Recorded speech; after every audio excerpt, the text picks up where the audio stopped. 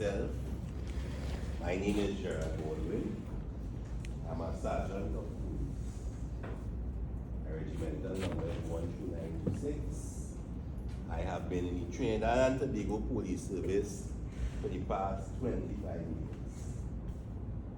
20 of those years I've spent at the Anti-Corruption Bureau as a detective investigator. Right? I've worked many places in the service. Port of Spain Division, CID, Garden Emergency Branch. But most of my service is at the Anti-Corruption Bureau, where I was for the past 20 years, right? Today I have with me my beautiful colleague here, WPC George Thomas. She will introduce herself and tell you a little bit about herself before we start the presentation. Alright, so good afternoon again, everyone. My name is Rachel George Thomas. I'm a constable of police. I have 7 years service thus far. My background, by the way, is in human resource management and psychology. And just to mention, I would have moved around from station to working in property management for criminal cases, and now for the last 3 years at the Anti-Corruption Bureau. And so it is my pleasure as well to be here and see the lovely faces. And for that time that I've been there so far, I've come to appreciate the work of the Anti-Corruption because of how intricate and how intimate the cases are, and the time it takes for us to conduct an investigation. And we try our best to leave no stone unturned while we conduct our investigations. So before we go further, I've counted within the last 5 minutes about 27 students here. And I know Ms. had mentioned there were some new students as well as before students. So if like 3 persons could just take a quick moment just to say, because I don't know nothing about the criminology department of UTT. So I would like to hear from at least 3 of you just about the criminology course and why you would have chosen to do this program. Any 3, don't rush, one at a time. You know what to pick, so any 3. Yes. We have a saying in the police service, if nobody volunteers, we will start to pick. Yeah. My answers go up real quick. So, first person. No volunteers? Okay. So I'm going to choose that lovely young lady in the turquoise, I think. Yes, the one who's smiling at me. Let's hear from you. My name is Ishara Ali, and I chose criminology because I want to go into law and become a criminal lawyer. So far, the course has been a little hard because I know came out of high school and I'm too familiar with everything. But the teacher is nice. Okay. And hopefully, within the form, I'll understand more. Okay. So just a quick question. I know law is a very saturated field, especially in Trinidad, but it's very diverse. So why did you choose to do law? Why are you interested in law? Well, it was my first choice. Okay. Ever since growing up, I was always sick and I wanted to be a doctor. But then, when I reached Form 3, sciences was not my thing anymore. And I went into businesses. And I kind of liked it. Okay. And learning more about it, I get to get a passion for it. So, Okay, that's fair enough. Thank you, Ms. Ali. Any other volunteers?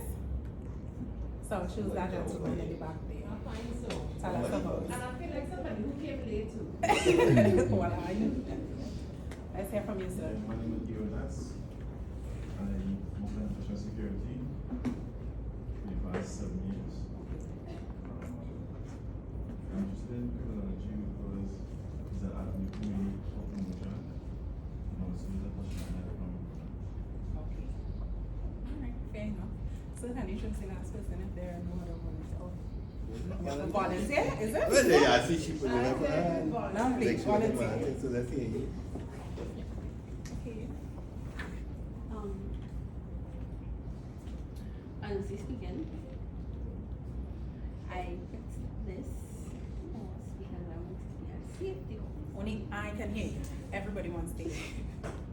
Honestly speaking, I picked this course because I wanted to be a safety officer. Okay. But at the moment, while I'm in the school and I learn all these new stuff, I think like I might change my path down more into being a detective. Detective. Yes. Right? You know what that? I'm not bad at all. Thank know you that. guys for the Alright. participation. Thank you. Right. So, before we start, I just want to share a few little things. Anybody here ever heard about the Anti-Corruption Bureau? Anybody? Nobody? Yes, sir. You heard about the Bureau? Yes, sir. What you know about the Bureau? Not much, sir, but basically what it says, anti-corruption, so things like fraud and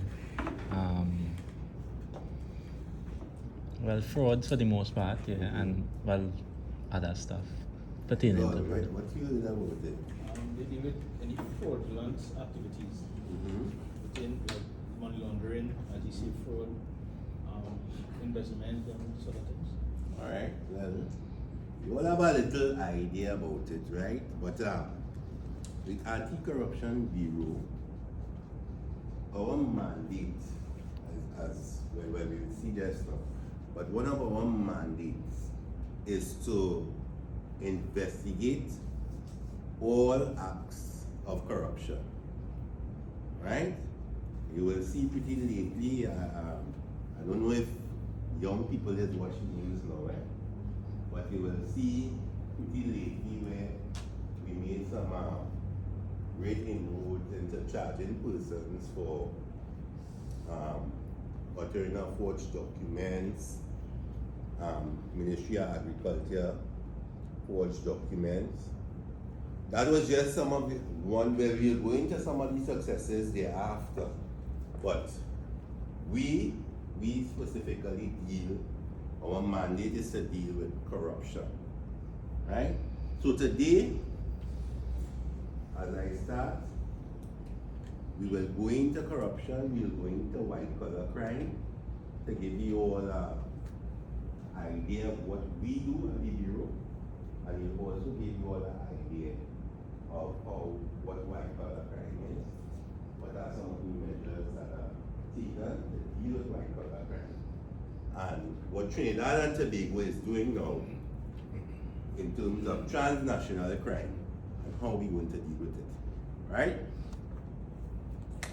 So our vision statement, and our vision statement, excuse my voice, I didn't have any voice this weekend, so please, excuse my voice, it's now coming back. So our vision statement here, as we can see, is to be a catalyst in promoting the highest level of integrity in public life by being the provider of professional investigative services. So that's our vision. And then below there, we have our mission statement. And our mission statement says, to establish and maintain confidence in public and private institutions by conducting prompt, unbiased, and professional investigations into all matters by applying all available modern technology with a trained and competent staff in partnership with the public. Now we all know that the public have a great part to play in terms of crime detection. As always, the public is our eyes, right? So the public have a great part to play in that. What is this? The next slide.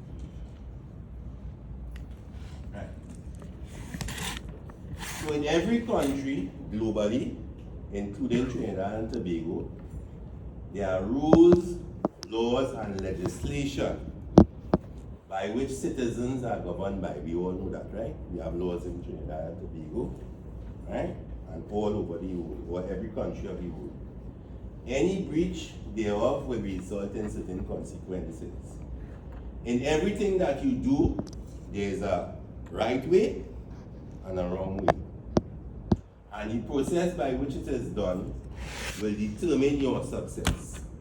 Therefore, to subvert any institutional process that is governed by such rules or laws for any gain whatsoever is dubbed a breach of discipline and even corruption. Right? But we'll get into it a little more as we go ahead. Listen. Go back. Go back. Yes. Yeah. No. You have to go back. Go back to the first slide.